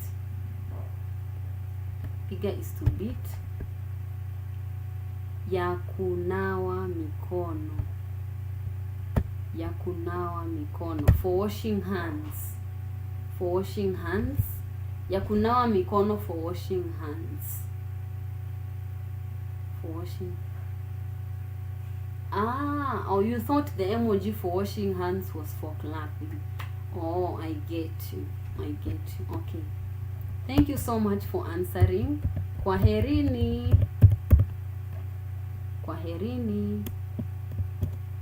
Bye. Thank you much for answering. Kwaherini. Bye. Kwaherini is the plural. Kwaheri is the singular.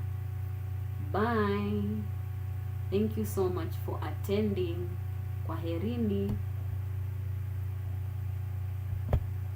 Okay, wash hands. Okay. Oh, you used the emoji. Oh, Mubita used the emoji. Oh, I now understand. The emoji for washing hands, it looks like clapping. Oh, I understand now. Thank you so much for answering. Maybe it is not an emoji. Maybe it's not. Maybe it is.